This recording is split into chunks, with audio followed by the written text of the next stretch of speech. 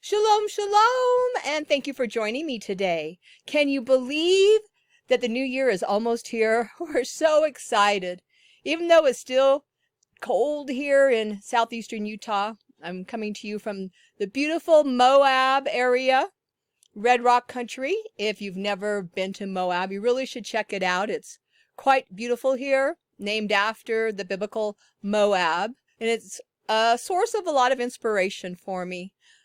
But there's still snow on the ground, so hopefully in a few weeks it'll be dried up enough that we can get out and start watching how the sun is moving as our straight line starts to level out, and that marks the new year. So we've got the new calendar up on the website, and I'm going to go through that with you here in just a minute because we have some things that we're going to be watching for this year. But first, I want to say anyone who is out there looking for the straight line, please share your information with us. You can send your pictures, your information to our website, remnantofthelight.net. Net is in network. So come network with us and let's share your information. We'll put it up on our website if you'd like, and let's just start a coalition of gathering information. So we're going to go through our calendar, and you can find this on our website, remnantofthelight.net. And if we go to the calendar and feast dates tab, it takes us to this page. So here we are. And first thing you'll see is our creation calendar at a glance. Now, there's a lot of names for these kinds of calendars. Some people call it the priestly calendar. Some people call it the Zadokite calendar. We prefer calling it the creation calendar, and I'll explain a little bit more about why as we go through the calendar here in a minute. But so first you're going to see our calendar at a glance, and we'll have the leap year calendar and the non-leap year calendar here just at your fingertips for you to go over and look at. Now this coming year will mark a leap year. We will see this sign in the heavens that told the priests that the augmented day that Enoch called Asphael comes in. And I'll go over that as we go through the calendar. So I have a couple of the old calendars still up. We've been doing calendars for years and years. We started this walk a lot of years ago. Probably about almost 10 now, I would say. And watching the shadows, learning how the heavens moved, learning what the signs are. Well, we were pretty green at the beginning, but as we've worked through it through these years, we've really grasped how our Creator's division of time works. So I will go ahead and open up the calendar, and first thing you see is our title page, the 2023 Creation Priestly Calendar. And we have this based on, of course, creation to begin with, because isn't that really the blueprint, the creation week, the blueprint for all other weeks? And where would we be if we didn't base our calendar on Scripture? Scripture has to be number one. The prophets, the teachings of Enoch and the books of Jubilees, and witnessed in the Dead Sea Scrolls. Now, I know a lot of people claim to have this same Zadokite calendar, but they do things a little differently. And one thing we need to do for ourselves is divorce this Gregorian calendar and follow our Creator's words as written. So let's go through this real quick for a minute. So we start here with day 1 of creation. That's where it all began. That is where time is starting to be kept. Yahuwah, our Creator, called it day 1. That is keeping time. So we had day 1 of creation, day 2 of creation, day 3 of creation, and then day 4 of creation. Now, day 4 is a big key to this blueprint. On day 4, Genesis tells us that the luminaries were given the duties to give us a sign for the Moedim, for the feasts, for the set times, for the Sabbaths. So in Genesis says that the lights in the heavens are set for the Moedim of our Creator. Now we find further instructions in the book of Jubilees that goes on to tell us, let's see, I think I have it up right here. So yes, Jubilees 2 verses 8 through 11. And it tells us that on the fourth day, Yahweh created the sun, moon, and stars and set them in the firmament of the heaven to give light upon the earth and to rule over the day and night and to divide the light from the darkness. But he appointed the sun, because it is the greater luminary, to be a great sign on the earth. And it is to mark the months and the Sabbaths and the feasts and the years and the sabbatical years and the Jubilee years. Even though the priestly order used the moon to keep track of the sabbatical, Jubilee, and the third year tithe. So they used the moon at the vernal equinox, not to determine the new year, but to keep track of the priestly order so that they knew when the third year tithe, sabbatical, and Jubilee years would be. And we do have this wonderful study that breaks it all down for us, called The Moon and the Priestly Order. So that's what the priests did. They used the families of Gamul and Shechaniah and noted at the vernal equinox what phase the moon was in. So here's our chart based on the information out of the Dead Sea Scrolls and how the priests used the moon cycles, the Metonic cycle, and keeping track of this third year tithe, sabbatical, and Jubilee years. And you can find this chart and other charts like it based on the Dead Sea Scrolls on our website.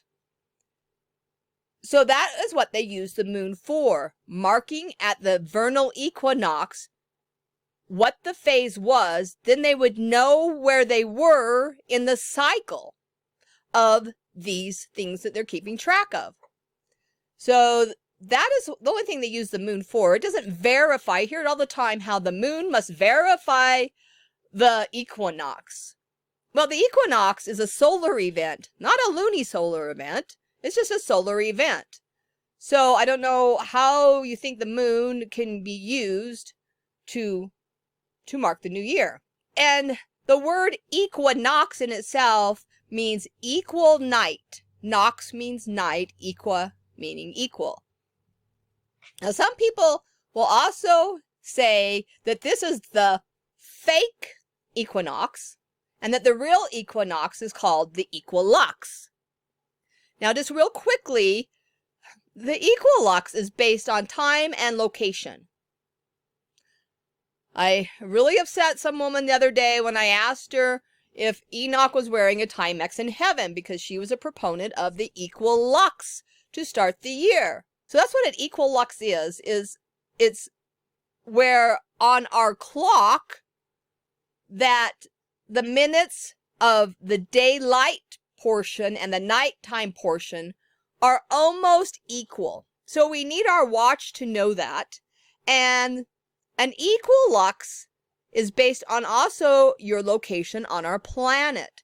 Not all locations have an equilux. So this is why I refer back to Israel. If I didn't know what time it was in Israel, would I not know when the new year is? I mean, is our Creator going to keep most of his people from being in his presence because they don't have a watch and don't know what time it is in Israel? Because that's what they're basing it off of, is Israel's equilux. But the equinox is a worldwide solar event that happens one day in the spring and one day in the fall. And when we get down to the fall, I'll show you how we use that because it's going to come into play this year. So equinox means equal night. Well, okay, what does that mean?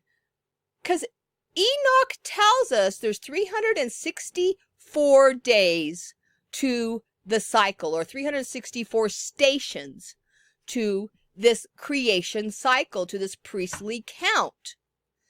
And he tells us on the night, the last night of winter, the sun gets in position to be 9 parts and 9 parts.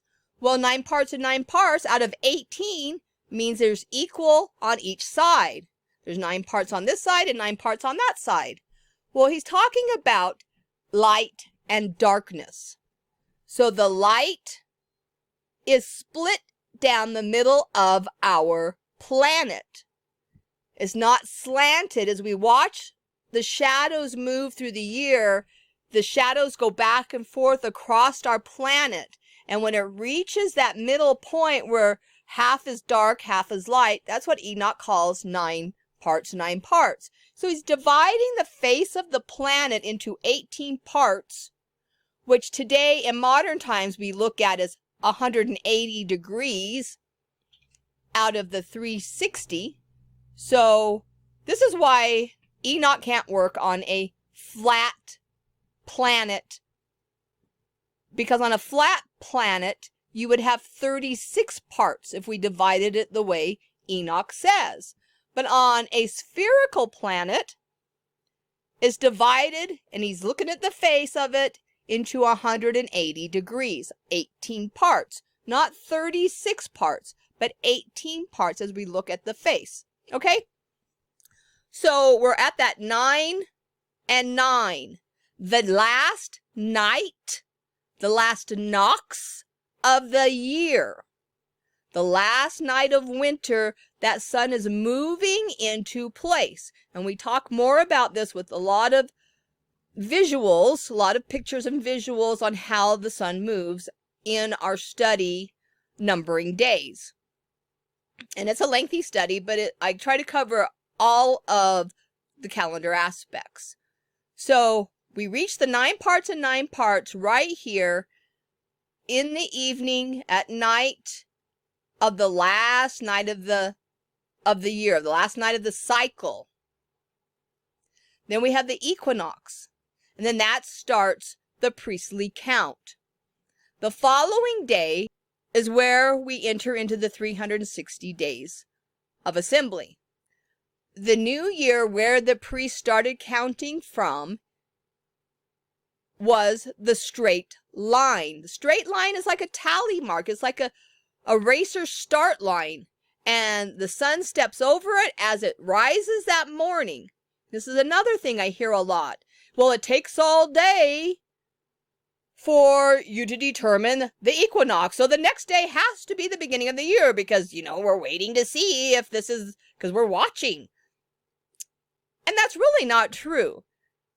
Because at the rising of the sun, first, that's how we know if it's has risen due east. It rises due east. We see that at its rising. Those first rays of light project the straight line. That's how we get our straight line shadows. The day before, you're going to have a bent shadow, and the day after, you're going to have a bent shadow. But that day, from the rising of the sun, we have straight line. So it doesn't take all day. Now, your methodology might take all day to determine whether you're using the straight line method. But if you're using an armillary and you're not quite sure where due east is on your landscape, the armillary will show you immediately when the sun has risen that the line is straight. And other things will project a straight line instead of a bent line. You just have to be aware of your surroundings and how the shadows are moving. All the shepherds used were their staff. I mean, that's all they needed. They would know by how the shadow was projected from their staff whether or not it was straight or bent. It's not really a difficult thing to figure out. It's just being out there and being aware. So the straight line is where the priestly order started counting from. And we see that in scroll 4Q320. It opens up saying, the sun is viewed crossing the heavens by the divide. So it's in the middle on the equator. It's going down from due east, traveling due west.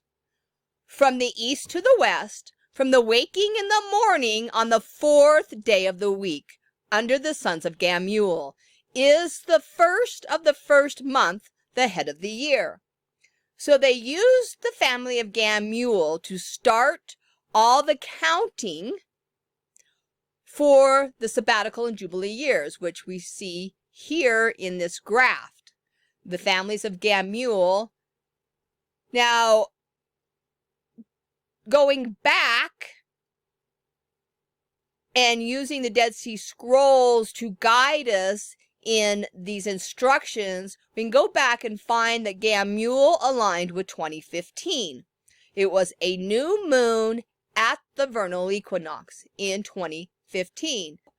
We can't really use the moon to determine an equinox, but we can determine where we are in this cycle of jubilees and sabbaticals. So now we are in 2023, and that would be right here in this second year of the second cycle of sabbatical years, the second of 7 before we get back to the Jubilee. Now, the problem with using the moon, let's go back to our calendar. The problem with using the moon is Enoch tells us that there's 364 days in this priestly count. Now, we know that there's 365 days in a solar cycle. So this all needs to end and begin together in order to stay consistent. And I mean, our Creator is not a creator of confusion. So he starts this count together and ends the count together. The priestly count and the solar count ends right before the equinox. That starts the solar cycle again. That starts the priestly cycle again. And that is the mark the priests believed was given the greater luminary on the 4th day of creation, was this straight line tally mark. Then they started their counts. And we know from Genesis that on the 4th day after the luminaries were assigned their duties and they had this mark, the sun was given this due east rising. I mean, what other mark would stand out more than a straight line? In Ecclesiastes, King Solomon talks about the bent and straight line. If you want to look up Ecclesiastes 7:11-13, and he talks about the importance of the differences between the straight and the bent line, and how knowing this information brings life to those who are watching the shadows of the sun, because they understand, and King Solomon understood how important it was, what the important information was that we were gathering from this straight line mark. Now, some wait till the day after. Two problems with waiting for the day after the straight line mark. First, you're starting the year on a bent path, not a straight path. How many times are we told in the scripture to stay on the straight path? Not on the bent path. So we cannot start our year cycle, our priestly count, on a bent path. It needs to start on the straight path. And secondly, because of the way they count and start the day after the equinox, it actually adds an extra day, because we have that extra solar day, that 365th day, that we still need to absorb within this 364-day priestly count. And they will put it here and kind of make a double count, a double tap here at this equinox day. So they kind of ignore it. I've had people tell me that it's a forbidden day, it's a bad day, it's the day that Job was born. And even though there's no word nowhere in the word that gives us that inclination. This is just their projection. So we're told to stay on the straight path, and the week is 7 days long. When you add that extra day, you're waiting, you put your wait time in that first week of creation, you're actually causing the week of creation to be 8 days, not 7. And that will throw the Sabbath off by a day. Because remember, the first week of creation is, like I said earlier, the blueprint to all the rest of the weeks. Then Jubilees tells us that there's 52 of them. So we have 52 Sabbaths in the creation cycle. And we have to not ignore that. The Sabbath is the last day of the week. The fourth day was marked by the straight line, this tally mark, the straight path. 3 days later was the Sabbath. Our Creator rested. So we have the mark of the luminaries, the greater luminary, the sun, as Jubilees tells us. Enoch tells us that it rises in the center of the sky as confirmed in the Dead Sea Scrolls. 3 days later, we know in Genesis that our Creator rested. All right. So this is the first, this is why we call this the creation calendar, because we start counting our days at creation. We can't ignore the creation cycle. That's what it's all about. Our Creator's division of time is based on his creation and nothing else. So we have day 1, day 2, day 3, day 4. The great sign was given to the greater luminary. Day 5, day 6, Shabbat. And we rest.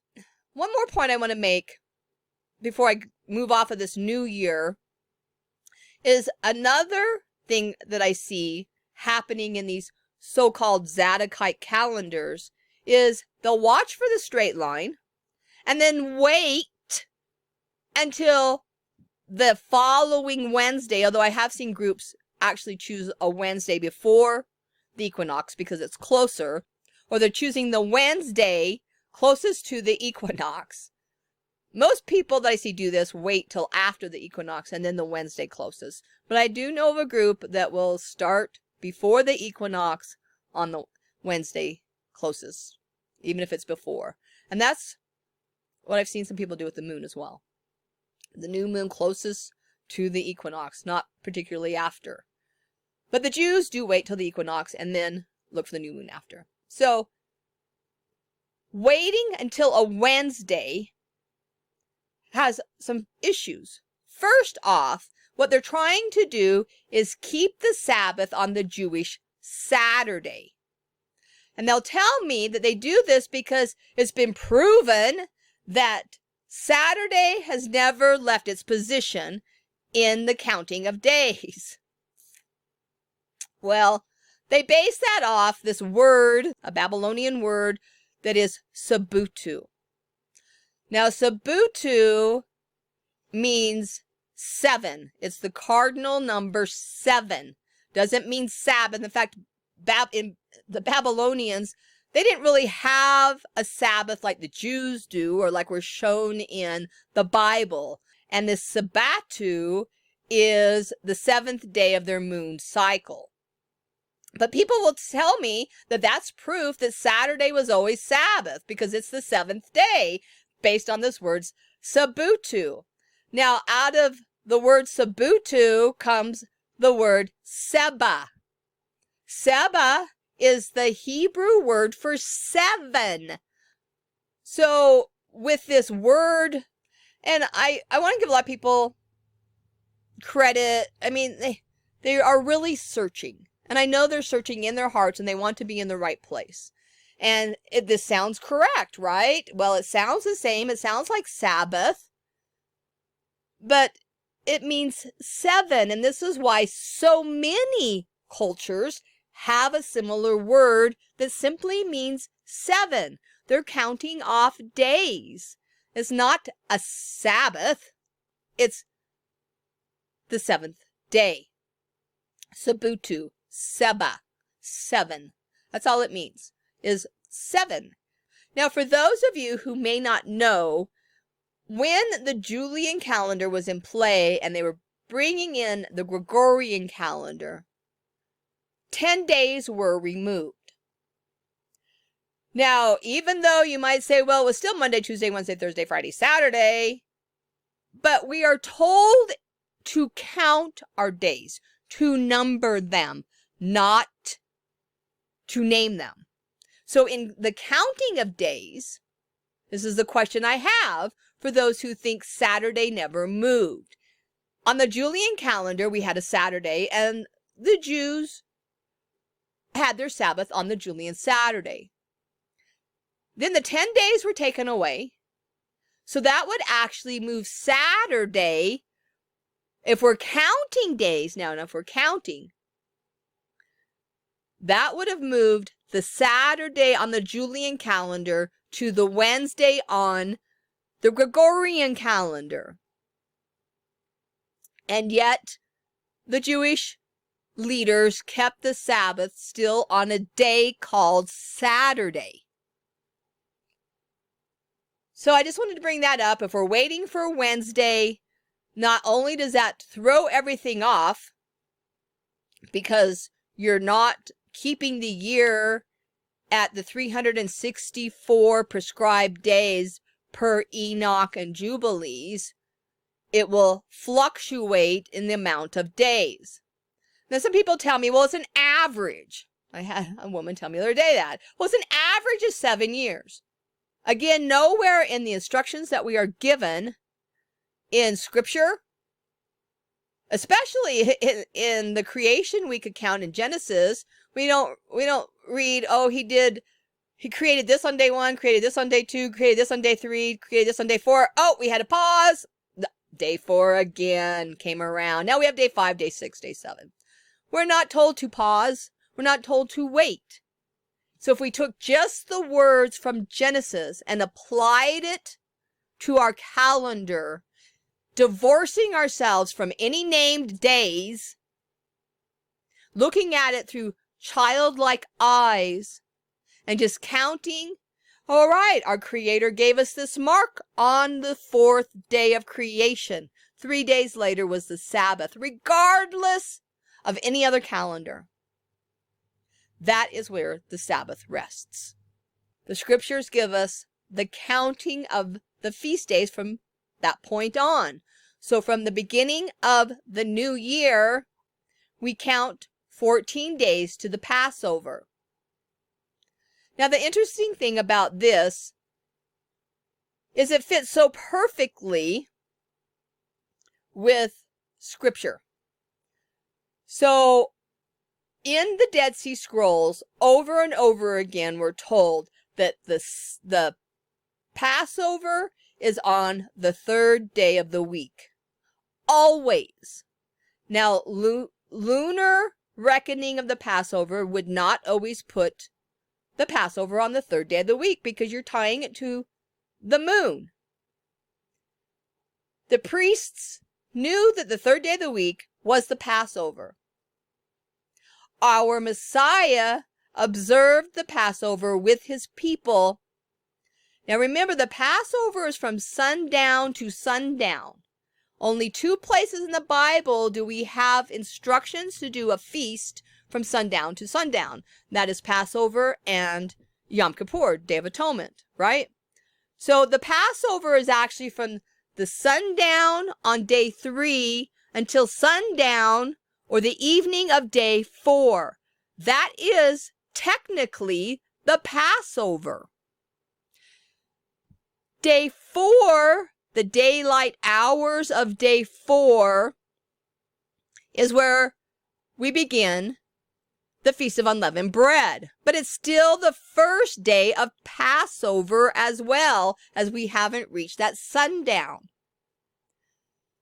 What I love about this is our Messiah, he observed the real Passover, the true Passover with his people, the priestly Passover, before his death, at the end of the priestly Passover, the evening, as the evening oblations and the lambs were being sacrificed for the evening oblation and for the Passover of the Jews. The Bible even tells us it was the Jewish Passover, the night that the Messiah died. But he died also at the end of the priestly Passover, marking the end of that time. Rising 3 days later, Bible tells us he was in the ground for 3 days, right? So 3 days later brings us to the Sabbath. He was risen on the Sabbath 3 days later. So he's the first night, 4th day of the week, night 1, 5th day of the week, night 2, 6th day of the week, night 3. But we're only at the 2nd day, so we still need a daytime portion for the Messiah to be in the tomb. So on the Sabbath, during the daytime portion of the Sabbath, he's still in the tomb. At the evening oblation, he rises. Now we know that the next morning, the word says the women came as the Sabbath was ending. At sunrise, in the morning, they came as it was ending. So the Sabbath whole day was completed. Even though the Messiah rose at the end of the daylight hours, because he needed still that daytime portion to be done for his 3 days and 3 nights. So they arrive at the tomb and the Messiah is gone. Now we are still in the Passover unleavened bread feast. Unleavened bread then ends on day 3 at sundown. Because this whole feast is a sundown to sundown feast. So we're counting from sundown to sundown. Even though a day is determined by the sunrise, this feast, like I said, is a sundown to sundown feast. Now, a lot of people, and myself included for many years, thought that this day, this first day of the week that the women came, was first fruits. Now, a couple reasons why it can't be that day is we are the first fruits. So we didn't rise with the Messiah. The Messiah is the first fruit. We are the first fruits. So 7 days later, he waves us. But this is also still within the Feast of Unleavened festival. So we aren't going to have a second feast day in the heart of what's already happening with the unleavened bread. So this is verified over and over again in the Dead Sea Scrolls, that the priest observed the waving of the barley after the unleavened bread festival was over. So the following Shabbat, so here we have the end of the Feast of Unleavened Bread, the Shabbat, just like it tells us, the day after that Shabbat is the barley feast, the first fruits. So that's how it is put in the Dead Sea Scrolls. And actually, I didn't know that until I studied the Dead Sea Scrolls. I, like many of you, did it a week earlier. But what I did know, and I don't know why I didn't put 2 and 2 together back then, is if we go down here and we get to Shavuot in the 3rd month, Jubilees tells us that Abram and his family celebrated Shavuot in the middle of the 3rd month. So the only way we can get to be in the middle of the 3rd month is if we wave the barley on the 26th and we count out the days prescribed, the 7 sevens, the 50 days. Okay, so that's this first month. We have our mark day, our first week of creation, our first Shabbat, all the way down, our barley harvest. So this is the first month, and you can see we have a lot of different scriptural references here to guide us through this first month. And also, before I leave this first month, here is a calendar witness. And we find this was actually shared with me a few years back with a woman from Scotland who really enjoys looking at all these different dates. And she shared this with me. And this is in Acts and Paul's travels from Troas. And we can read this in Acts 20, starting with verse 6. And this works out, and we see how it works out perfectly to align with the calendar. And it talks about him being at Shabbat, and he talked all through the night before he had to leave the following day. And it counts out the days. And so I do have a study on this called And They Tarried, because this also aligns with the Jericho story, the same portion of time, which is pretty awesome. We have two witnesses here that verify this counting of this calendar, one in the Old Testament, one in the New Testament. And so this is the Jericho account. So check out our study, And They Tarried, and it's a quick little study about how these two events verify this creation calendar. So we have that marked out through the calendar. And then here we have the second Passover. I talk about some about the second Passover in our study, the acceptable year. And that's I took 3 years doing this study on the Messiah and his walk. And I wanted to know, because so many people had been telling me that, well, the Messiah never came up against the Pharisees about their Sabbath. And I'm like, well, if he's our high priest, and he's following the Jewish Pharisees calendar, then, I mean, if he's our high priest, we need to be doing what he's doing, right? So I really studied it in great detail. I looked at history. The historians tell us so many things that we don't find in Scripture itself. They elaborate on what is in Scripture. History is very important. And isn't it funny how they're trying to erase our history today? So, the second Passover, we have on here. And the Feast of Unleavened Bread. So more of the scriptures and how it filled in the calendar. Then we come down the third month. Again, it was Shavuot. And some more references to the scripture and how it fit with the days of purification. And then we get to the end of the quarter marker. Now, Enoch tells us that the months are counted out from the vernal equinox, from when the sun is rising due east. We start counting 30 days. This is what we're told in the book of Enoch. So, and then he tells us we count 30, 30, 31, and that completes a quarter. So we have the end of quarter days.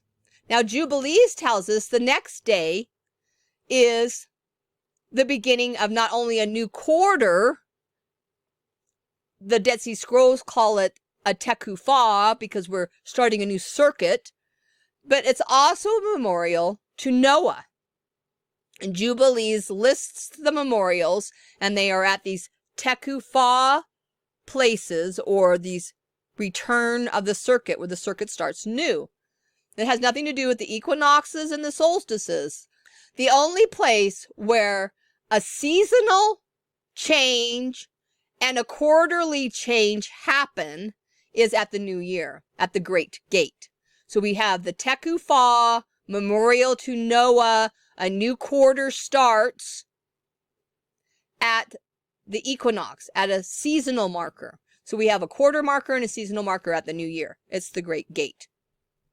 But as we move through the year, those seasonal markers start to move away from those quarterly beginnings, or those tekufah beginnings, this beginning of the new circuit. That's what tekufah means, is a circuit. So we're at the beginning of a new circuit on the fourth month, fourth Kadesh, and we see that it is an assembly day, all the heads of the months, what the Bible has been mistranslated as new moon days. It has nothing to do with the moon. It's the new month, the Rosh Chodesh. It's not the Rosh Yirach. It's the Rosh Chodesh, the new month, the renewal of the month.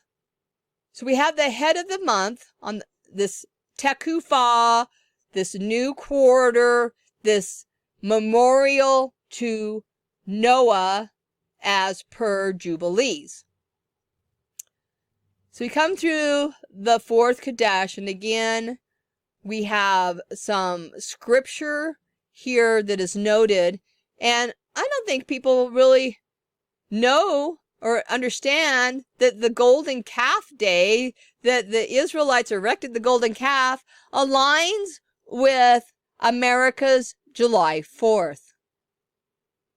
So the interesting lesson here is the Hebrews, they declared their independence from Yahuwah because Moses had taken so long to return and their faith was null. They had no faith in Yahuwah yet, despite just being led out of Egypt. Of course, we know they moaned and groaned a lot on that journey. But so here on the golden calf day, they were proclaiming their independence from Yahuwah and forced Aaron to make them a god that they could see and touch, and that is who they were going to give their allegiance to, is this golden god that corresponds with America's independence from Britain. So it's really kind of interesting how that worked out in history. So here are some more scriptures for that month. So then we're down to the fifth Chodesh, and we have the Feast of New Wine, some other scriptural references. Moses returns after the intercession. So he's up there for 40 days. He comes back. Yahweh tells him, hey, there's some shenanigans going on in camp. You better get back down there. They're building this golden calf. So he gets back down there, and he broke the tablets in a fit of rage. And I mean, it was rightful fit of rage. But then he went back up for 40 days to do intercession and just begging Yahuwah for forgiveness for the people. So then after 40 days, he gets called back up to the mountain to make new stones. And Yahuwah gives him a few more instructions on how to control these people. So then he returns, and then he heads back up. And while he's gone, and he's chatting with Yahuwah. So then we have the 6th month, and we have the Feast of New Oil, which is confirmed in, again, the Dead Sea Scrolls. And we have a study on this, restoring the first fruits. So it's right here under our feast day studies, and we have a PDF study and a video study. So restoring the first fruits, we can see where it is talked about in scripture and also confirmed in the Dead Sea Scrolls. So that's our study on that. Okay, so back to the calendar. So we have the Feast of New Wine, and then they had the wood gathering. Not a lot is mentioned about the wood gathering, a few places in scripture, but it seemed to be that 2 tribes daily for the week would gather wood and bring it to the temple. Now this is the wood that was supposed to last them throughout the year for the sacrifices to be burned on. So each tribe was responsible for bringing a portion of the wood. Then we come again to the end of the quarter marker. And that leads us to the 7th month. I don't know about you, but this is one of my favorite months. I love the 7th month because it has all these fun feasts in it. And we start out with Yom Teruah, where we get to blow the shofar and announce the coming of our bridegroom. I personally don't believe he arrives on Yom Teruah. I don't think he arrives until Yom Kippur, because he's here to judge and give atonement, which is what Yom Kippur is all about. I think Yom Teruah is just the announcement of the bridegroom coming, not the actual day. But it is also the memorial to Noah. You see, we have it marked with our little ark here, and a few scriptural references. So let me go back here just a minute to this in the quarter marker, because this is a really important point that I wanted to make here. So we're at the 7th month, and we had the end of quarter marker. We've counted that out. This is the 2nd quarter now that we've just completed. So 91 days and 91 days. So this is the 2nd set of 91 days. And we're here at the end of quarter marker. We have Yom Teruah, and we're counting out days to the next straight line marker, which is the autumnal equinox. So at the autumnal equinox, you see, Yahweh gives us these 2 straight lines as markers throughout our year, one to start our count with, and the second one marks and tells us when the additional day is going to be here of the leap year or the leap day. The heavens mark it because of our planet's elliptical orbit. The days, our solar days or our solar year, is 365.24 days. So we have like this quarter of a day that it takes the sun to come around. So every 4 years, that makes a whole day that is now in our solar cycle. And it has to be accounted for. But how do we know that it's this particular year? Well, Enoch tells us that we count. So we have this marker. And this is why we cannot believe that these quarter markers are the seasonal markers. They're 2 different leaders. We have our quarter leaders and our seasonal leaders. And this is why. Because they play an important role separately, but together. So we count from the quarter, and we keep counting until we see the straight line. Now, typically, in a regular year, there's only 5 days between the end of quarter marker and the straight line shadow, the due east rising of the sun. The due east rising of the sun. We see it at sunrise. And I just want to make a point here, because somebody told me also that because I have a big mountain where my sun rises, that I can't possibly get a correct reading of a straight line. But the sun is moving due east all day. So it doesn't matter. It's going to give you that as soon as you see those rays coming up, whether I've got a flat horizon or a mountainous horizon, those rays are going to shoot straight. So we got the straight line in the fall now. And when there are 6 days between the end of quarter marker and the seasonal event, the solar event of the autumnal equinox, when there's 6 days, we know this augmented day, this extra day, this 366th day is added.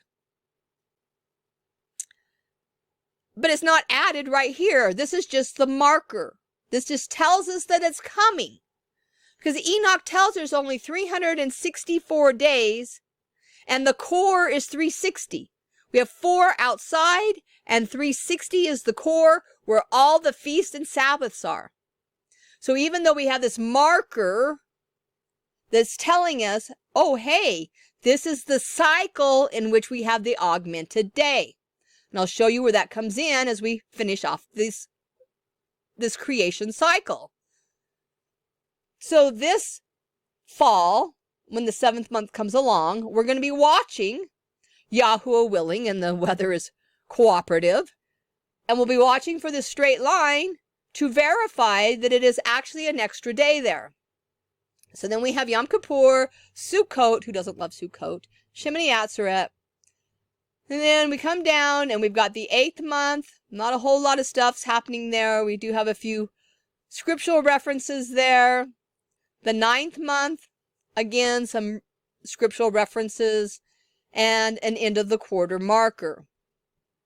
The 10th month, again, is the beginning of the new quarter circuit, the new Tekuphah, and, of course, the memorial to Noah. This is an assembly day. Then we have the winter solstice and a few days after that. Some other references, scriptural references for that month. The 11th month, again, a few scriptural references down to the 12th month. So this is what happens here in the 12th month. In the book of Jubilees, we're told that there's 52 weeks. And then the cycle starts over again. 52 weeks. Well, okay, so that means 52 Sabbaths. But there's still some days left over because of the way we are told to count months. And there's still some days left over in the solar cycle. Now you need to chuckle a little bit here. I was reading somebody's website the other day that does their own Zadokite priestly calendar. And they were saying that the solar cycle and the solar calendar are two different things. Well, a calendar simply is the instrument we use to count days with. So the solar calendar and the solar cycle are the same exact thing. You can't have a solar cycle and a separate solar calendar. So we have a solar cycle calendar, we have a creation calendar, and the priestly count within those two. So we get down here to the last Sabbath of the cycle, of the creation cycle. There's 52 Sabbaths. We can't make a break within that cycle because we're told in Scripture that the Sabbath is every 7 days. 7 days within the creation cycle, because this is the blueprint for every cycle afterwards. So what do we do with those extra days? We can't put them in the creation week at the equinox as some do, because that then makes our creation week, as I said earlier, 8 days long. Nowhere in Scripture are we told that it's 8 days long. It wasn't ignored. It wasn't an abominable day. It wasn't any of that stuff. Nowhere is there substantial evidence for that. It's just men projecting their ideas of how it might work. But our Creator gave us, He knew that there's going to be fluctuations in our Earth's rotation that causes fluctuation in our time. He knew from beginning to end what was going to happen. And after the 52nd Sabbath, we have now our days at a time. And this is how 2nd Enoch describes it. He speaks of the day and the leap out of time. And he says it passes by the quarters for 3 years. So, passes by the quarters. The year is broken down in quarters, and he also breaks it down in seasons. In chapter 82 of 1st Enoch, we have the breakdown of the seasons and the quarters. So we have both. So he says, as the quarters have all passed for 3 years, and the 4th completes it exactly.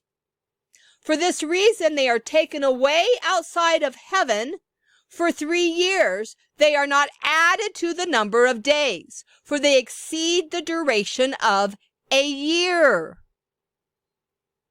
They exceed the duration of the 52 weeks. So they're outside because they were not part of the original creation. At the original creation, the earth was perfect. It was perfectly upright and spinning in a 360-degree manner. As the earth started opening up the abysses of the deep, and the planet was getting ready for the flood, all kinds of earthquakes and shaking was happening. We see this evidence. We're told this story in the book of Enoch. And it is so upsetting to Noah. Now, Noah was born, and Enoch, his great-grandfather, was still alive. And his great-grandfather was teaching him and teaching the leaders what this calendar was and how to read the heavens, long before there was a Saturday.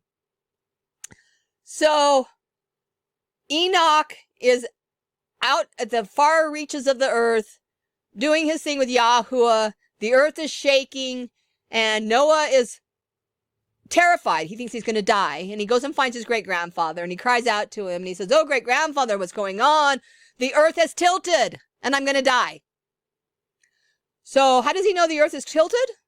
Well, first off, because the lights in the heaven that he was used to seeing in a certain position were different. So now he's seeing a different view, and the earth is shaking, and all kinds of, and even while he's there, there's talking to his great-grandfather, there's a huge earthquake. So this earthquake and this flood, now the earth is tilted.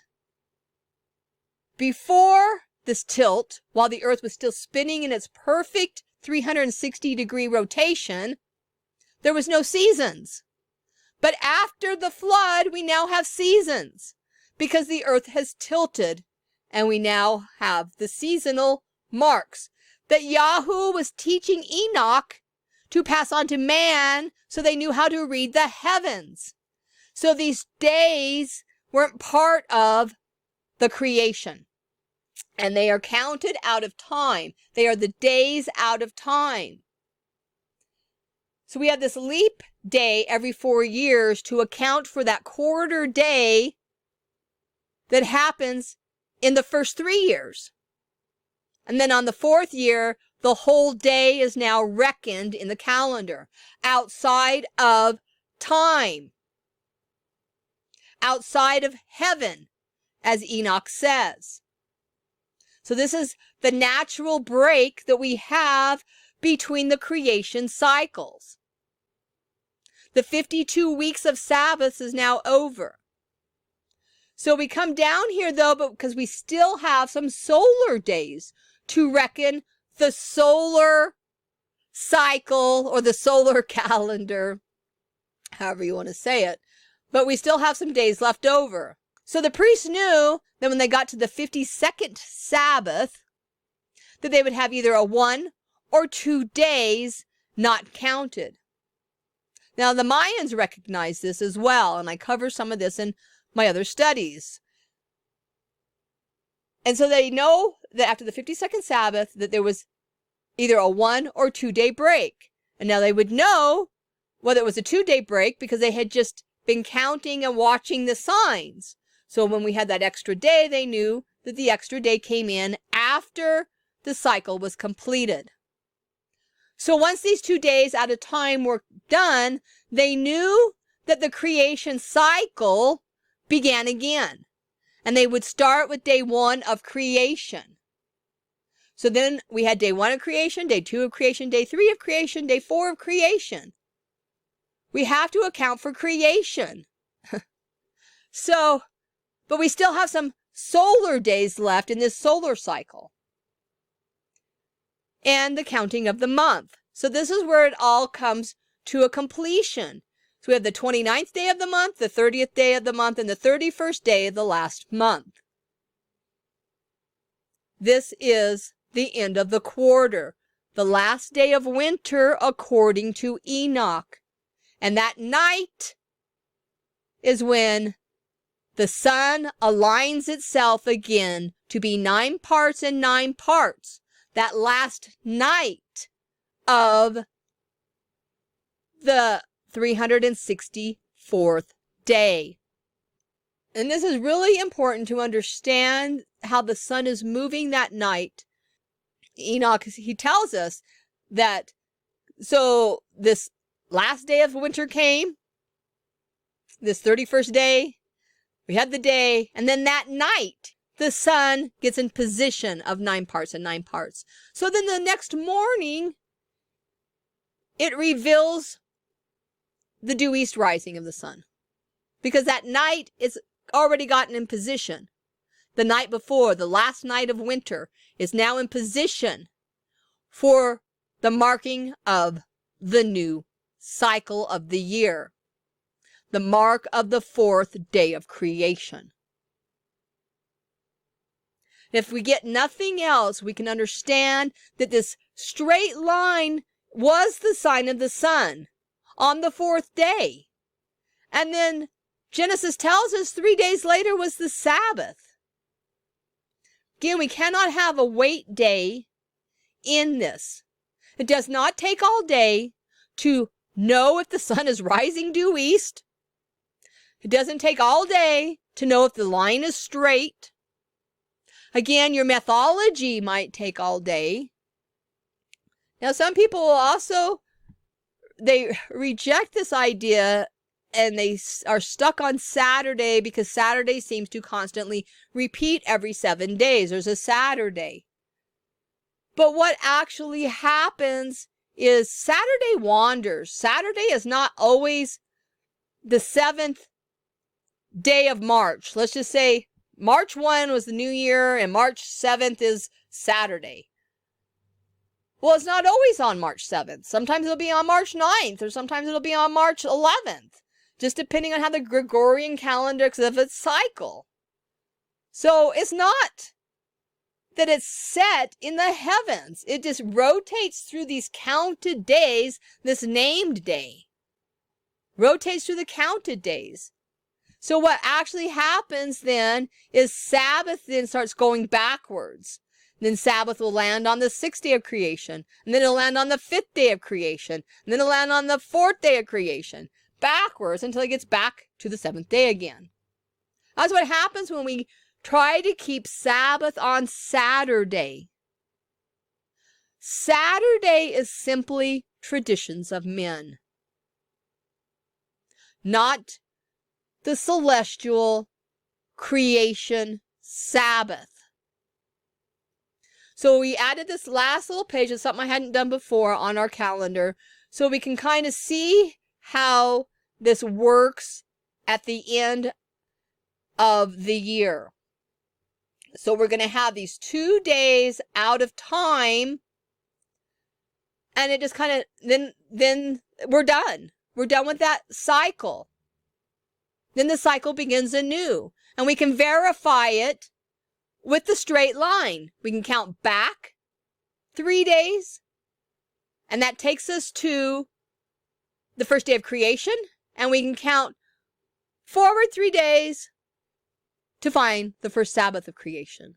That's what that straight line is for. And so we never lose track of the Sabbath of creation. That is the calendar. And then we have this last little part here, this little picture that I made. And it really is quite accurately shows what is happening. We have day 1, it's on a bent day. Day 2, day 3 is on a bent day. Day 4 of creation is this straight line. And we see it replicated in the menorah. Then we have a bent day, and then we have a Sabbath, the last day of this week of creation. Genesis 1:14 says, and let them be for signs, for seasons, for days and years. It is so important to stay on the straight path to start our counting from. So, again, if you are watching for this straight path to mark the new year, please share your information with us, your method, how you're going to do it. This year, we're hoping to have both the armillary out again. My poor armillaries. I have a bad habit of leaving them outside and they kind of get beat up by the weather. But I'm hoping to have one of my armillaries out and the table. But the armillary will show us that due east rising straight line at sunrise. And I want to show that to you, how we can see that at the rising of the sun. Now, we spend the day, and we spend several days prior to the equinox, just to show you, and those that are learning, how the sun is moving and how we have the bent and straight line. It's not necessary to do that all day long. We do it as a training tool, as a teaching tool to show, and we can use it as a witness to verify. So it can be used as a witness, but it's not necessary for determination. The only problem I have with the armillary is sometimes they're difficult to set. Where on the table we use the straight line method, it can be flat. Where on an armillary it has to be set to your latitude so that you get a correct reading. You have to know where you are and set it accordingly. And sometimes you can be off a little bit. You want to check constantly, make sure that it doesn't change. If you can set your armillary to where it doesn't move, that's great. But sometimes wind and stuff will cause it to move a little bit. So I've got a couple of videos on how to set an armillary and how to make an armillary. I made an armillary out of some embroidery hoops. So I have a little video on that, on how to do that. And if you want to make your own armillary, you can go to our website. And here, under where it says more, let me move myself out of the way, where it says more, we have this armillary sundial DIY instructions. So it has the pattern, the templates that you can actually just cut out. Now, after I had made a few armillaries from this pattern, I got a little fancy with my armillaries. And, I wanted to make it fun. I was selling them for a while. I don't have time right now to be doing that. But so here are some of my armillaries you can see on my website that I made. And I mean, if this old lady can do it, you can do it.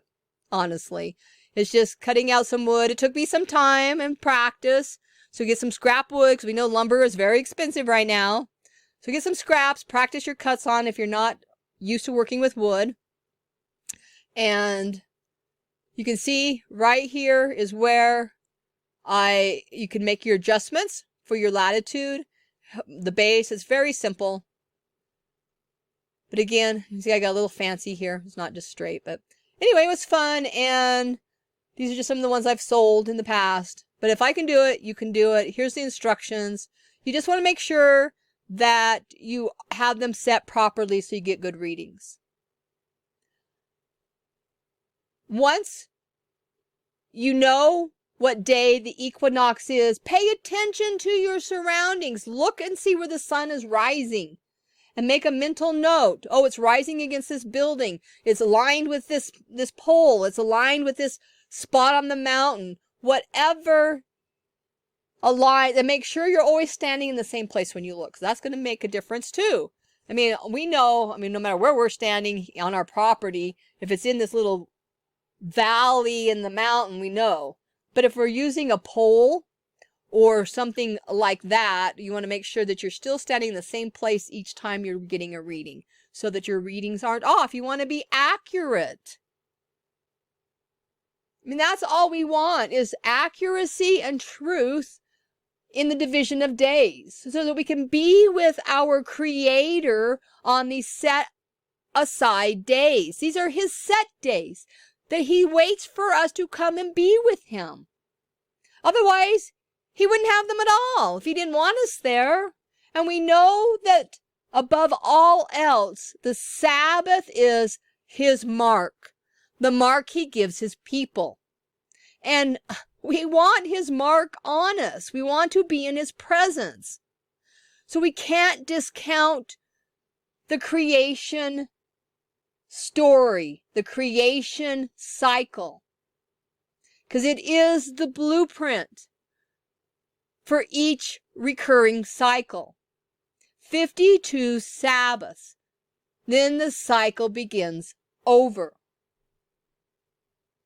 due to the tilt of the earth, we are given 1 or 2 days outside that cycle that was never part of the original creation. And if Job was born on any of those days, day that he detests, it would be on this day out of time. Not the equinox, not the 4th day of creation. We cannot have any wait days in our creation week. We got to keep this creation cycle pure, unaltered, the 52 Sabbaths. So this is our calendar for next year. A few things we're going to be watching for. Like I said, the extra day, we're going to watch for that marker come the fall. We'll be watching for the straight line to mark the new year. And I'm just excited for spring to be here. I'm done with winter. I praise Yahuwah for all this water that we've gotten this year. Utah, as with most of the West, have been in drought. So excited about that, but I'm ready. I'm ready to get out there in the garden. I'm ready to get my hands dirty. Get ready to go out and watch the sun and what it's doing, marking our new year. And again, if you have any questions, always feel free to contact us at remnantofthelight@gmail.com. I'm Sister Erin Ryan, and just so happy to be with you. So check out our studies. Till then, I'm going to wish you shalom, shalom, and hope to see you in a few days as we start watching for the new year. Can't wait. See you later. Shalom, shalom. Shalom, shalom.